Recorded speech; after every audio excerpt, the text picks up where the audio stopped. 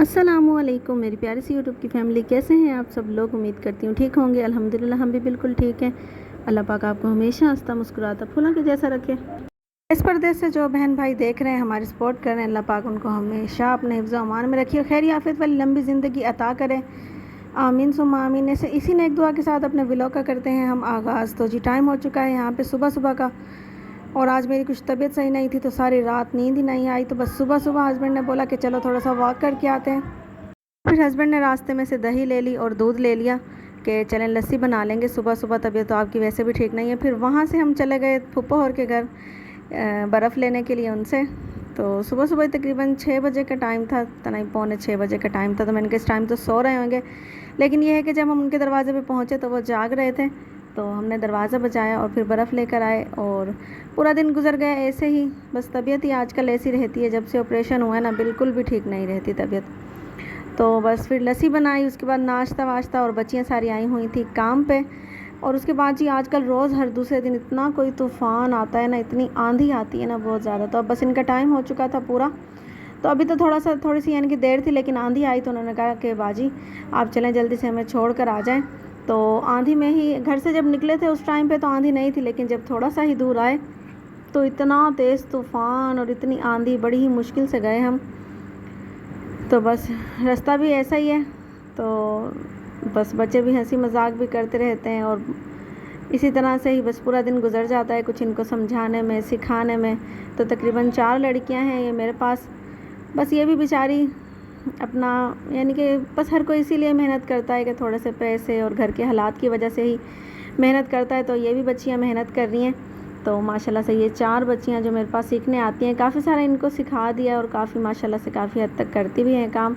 तो इनका हफ्ते में जो हिसाब बनता है वो हम फिर इनको दे देते हैं। तो यहाँ पे मैं इनको जा रही हूँ छोड़ने के लिए। तो इनका घर जो है तकरीबन 10 से 15 मिनट लग जाते हैं पैदल जाते जाते।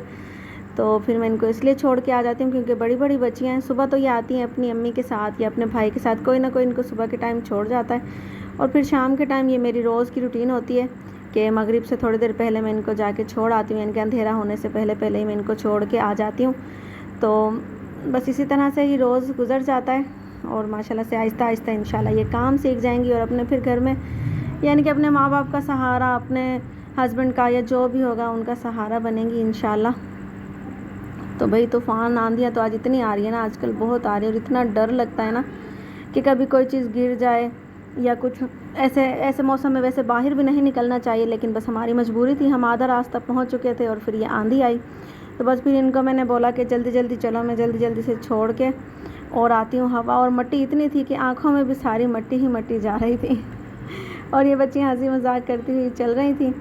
तो वापसी फिर मैं घर गई। घर जाने के बाद मैंने सारा घर धोया क्योंकि आंधी उस टाइम पे रुक गई थी, सारा फर्श वगैरह धोया है सब कुछ। और उसके बाद जी फिर जैसे ही धो के हम हटे तो थोड़ी देर के बाद दोबारा से भाई आंधी आ गई। अच्छा ये इलाका ना, ये यानी कि जो मोहल्ला है, ये इलाका इस तरह का है ना, इसमें इतनी ज़्यादा मट्टी है ना, बहुत ज़्यादा, बहुत ही मट्टी है। और जब आंधी वगैरह आती है तो पूरा घर भर जाता है। तो रात को भी मैंने धोया था, लेकिन उसके बाद जो दोबारा है फिर आ गई। अब ये सुबह सुबह का टाइम है, यहाँ पे कर रही हूँ मैं घर की सफाई, किचन वगैरह सब कुछ साफ़ कर लिया है। और ये चादरें वगैरह मैंने धोई थी, लेकिन ये है कि अब मट्टी मट्टी हो रही थी। फिर ये सारी झाड़ी है, सुबह सारा घर नीट एंड क्लीन किया है, सारा फ़र्श धोया है। तो यहाँ पे सारा फ़र्श धुल चुका है और कूलर को भी साफ़ किया था, कमरे में से भी ये सारा पोछा लगाया। और आजकल मशीन मेरी हुई पड़ी है ख़राब, तो पता नहीं इसको क्या मसला हुआ, इसकी मोटर का कोई मसला है। अभी गारंटी तो है, लेकिन फिर भी महीना हो गया जिनसे हमने ली है किस्तों पे। तो उनको मैं रोज़ दूसरे दिन फ़ोन करवाती हूँ अम्मी से, अम्मी भी गई हैं कि हमें ये मशीन सही करवा के दे दें। तो लेकिन वो अभी तक आ ही नहीं रहे। इतनी कोई मुसीबत हुई पड़ी है ना, हाथ से कपड़े धोने पड़ते हैं। और यहाँ पे जी काम जो कर रहे थे हम कल, तो ये वो काम है, ये है बाजू और साथ ही इसके इनर वगैरह और इसके पाँचे, ये हैं जो है पाँचे हैं, ये पाँचों पे है ये डब्बियाँ। और उसके बाद ये पीछे जो है ये शर्टें हैं, शर्टों की बैक है। तो ये काफ़ी सारा काम कंप्लीट हुआ पड़ा है, बस अभी हस्बैंड के इंतज़ार में है। ये हस्बैंड अभी इसके अंदर गीलू लगाएंगे। तो रात को मैंने धोए थे कपड़े, अपने भी धोए थे और हस्बैंड के भी धोए थे। तो अभी थोड़े से नबीहा के रखे हुए थे, नबीहा ने कहा मम्मा मैं धो देती हूँ। तो यहाँ पे ये नबीहा अपने कपड़े धो रही है, अपने और सहारा के, और साथ इसने मेरा बुर्का भी धोया है। तो बस ऐसे ही बच्ची बेचारी इतना साथ देती है ना मेरा, बहुत ज़्यादा। तो आजकल तबीयत भी ऐसी रहती है, देखें मेरे हाथों पैरों पे इतनी ज़्यादा स्वेलिंग हो रही है ना, बहुत ज़्यादा। और 2-3 दिन से, तकरीबन 4-5 दिन से इतनी ज़्यादा तबीयत मेरी ख़राब है ना, और हाथों पैरों में तो इतना दर्द हो रहा है ना शदीद, और स्वेलिंग इतनी हो रही है। ये देखें, ये परसों वाले दिन मेरी इतनी ज़्यादा तबीयत ख़राब थी, फिर ये हस्बैंड लेकर गए थे मुझे हॉस्पिटल निश्तर। तो वहाँ पे उन्होंने ये इंजेक्शन लगाया, और इस इंजेक्शन में देखें इतना ज़्यादा ये, यानी कि इंजेक्शन जो लगाया था उसमें पेन भी ज़्यादा हो गया, और जो हाथ पे है ये निशान बन गए। तो पता नहीं ये क्या मुसीबत हो रही है, पता नहीं ये कान की वजह है, क्या वजह है। ये कोई भी अगर इंजेक्शन लगता है, ये थोड़ी सी भी कोई चीज़ लग जाती है तो मेरे जिस्म पे ऐसे नील से पड़ जाते हैं, और हाथों पैरों पे इतनी ज़्यादा स्वेलिंग हो रही है, बहुत ज़्यादा, और इतना दर्द होता है ना। तो मैं तो आजकल अपनी तबीयत को लेके इतनी ज़्यादा परेशान हूँ ना, बहुत ज़्यादा। हर किस्म की दवाई हर जगह से, ये देखें कितनी स्वेलिंग हो रही है, दवाई भी हर जगह से ले रही हूँ, लेकिन फिर भी आराम आने का कोई नाम ही नहीं है। कभी कुछ हो रहा है, कभी कुछ हो रहा है। तो बस आजकल इतनी कोई मुझे परेशानी हो रही है ना, बहुत ज़्यादा। एक एलर्जी है, वो भी सही होने में नहीं आ रही, हालांकि रोज़ उसकी मेडिसिन ले रही हूँ, रोज़ाना के हिसाब से मेडिसिन भी आ रही है, हर चीज़ की मेडिसिन आ रही है, साथ दवाई भी। और खाना पीना तो ऐसे हो गया ना, बस सिर्फ दवाइयाँ ही दवाइयाँ खा रहे हैं, और खाना पीना तो खा ही नहीं जाता। दवाइयाँ इतनी हैवी होती हैं कि उनको खा खा के तबीयत ऐसी हो जाती है ना, बहुत ही ख़राब। तो अब बस इस वजह से मैं इतनी ज़्यादा परेशान हूँ ना, कि ये जो निशान से पड़ रहे हैं जिसम पे, कहते हैं कि ये अच्छे नहीं होते पड़ना। बस आप दुआ कीजिए कि अल्लाह पाक सेहत दे, जो जहाँ कोई बीमार है अल्लाह पाक उसको सेहत दे। मेरे भी छोटे छोटे बच्चे हैं, अल्लाह पाक उनके नसीब का मुझे भी ठीक कर दें, ताकि मैं अपने बच्चों का ख्याल रख सकूं। तो बस यही टेंशन सी रहती है। हस्बैंड भी बहुत ज़्यादा परेशान थे, तो वो बस परसों वाले दिन निश्तर लेके गए। उन्होंने दोबारा बुलाया है कि आपने आउटडोर में आना है, और फिर टेस्ट वगैरह कोई बताएंगे। स्टार्ट। तो जी यहाँ पे हो रहा है रात का टाइम, और पूरा दिन जो है गुजर चुका है सारा, माशाल्लाह से। उन लड़कियों को भी मैं छोड़ आई हूँ, और सारा काम काज जो था वो कर लिया। अभी अड्डे का काम कर रहे हैं, क्योंकि भाई काम करना भी बहुत ज़रूरी है। और गर्मी हो रही है, बहुत ज़्यादा शदीद गर्मी हो रही है, और आज हमारा कूलर भी ख़राब हो गया है। तो बस जब परेशानी आती है ना, तो बस हर तरफ से आती है। पहले ये मशीन ख़राब हो रही थी, और अब कूलर का भी पता नहीं क्या ही मसला हो गया, उसकी मोटर और जो पंख है वो खोल के रखी हुई है। तो देखें अभी आज बनता है या कल बनता है, तो देखें कब बनेगा। तो बस तबीयत की ही मुझे इतनी ज़्यादा कोई परेशानी हो रही है ना, बहुत ज़्यादा। और ये जो वरम आ जाती है, वरम के बाद ये ऐसे ये निशान से बन जाते हैं, इन निशानों में भी इतना शदीद दर्द हो रहा है ना, ये देखें। बस बच्चे भी इस वजह से बहुत ज़्यादा परेशान हैं, और कोई अच्छे तरीके की, कोई यानी कि सही तरीके की कोई मेडिसिन दवाई भी नहीं मिल रही कि जिसका ना इलाज किया जाए।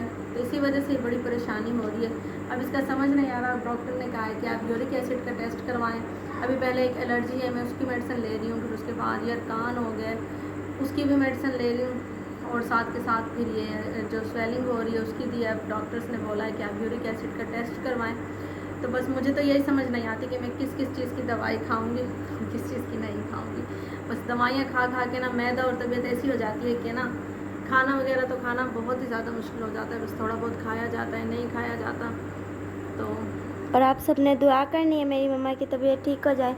मम्मा की तबीयत की वजह से मैं भी परेशान रहती हूँ। मेरे बच्चे भी बहुत ज़्यादा परेशान रहते हैं। प्लीज़ आप सब दुआ कीजिएगा कि मेरी मम्मा जल्दी से ठीक हो जाए और वापस पतली दुबली और हमारे साथ दोबारा से अड्डे के काम में लग जाए। करती तो हूँ मैं अड्डे का काम, लेकिन थोड़ा बहुत करती हूँ, थोड़ी देर लेट जाती हूँ, फिर थोड़ी देर कर देती हूँ, क्योंकि ये करना भी ज़रूरी है। और जो बच्चियाँ आती हैं उनको समझाना सिखाना, इसलिए मम्मा की नींद भी पूरी नहीं होती, बड़ा ही टाइम लग जाता है, क्योंकि अब खुद करने से ज़्यादा मुश्किल होता है किसी और को सिखाना। तो माशाल्लाह से वैसे काफ़ी काम सीख गई हैं वो लड़कियाँ, और कुछ सिखा रही हूँ। ये है कि जब बिल्कुल सीख जाएंगी तो फिर मेरे लिए आसानी हो जाएगी। फिर अगर मैं नहीं भी करूँगी तो मैं उनसे करवा लिया करूँगी। तो बाकी बस ये था हमारा आज का व्लॉग। इसी वजह से ही रोज़ रूटीन से व्लॉग भी नहीं बनते, क्योंकि तबीयत इतनी ख़राब होती है, तो जिसकी वजह से व्लॉग बनाना बहुत मुश्किल होता है। रोज़ समझ ही नहीं आती कि क्या बनाएं, क्या आपके साथ शेयर करें। तो बस ये था हमारा आज का व्लॉग। उम्मीद है आपको पसंद आया होगा। पसंद आए तो लाइक शेयर एंड सब्सक्राइब। गर्मी बहुत ज़्यादा हो रही है। कल मिलेंगे एक नई वीडियो के साथ, एक नए दिन के साथ। तब तक के लिए रखिएगा अपना बहुत सारा ख्याल और दुआओं में रखिएगा हमें याद। अल्लाह हाफिज़। अल्लाह हाफिज़।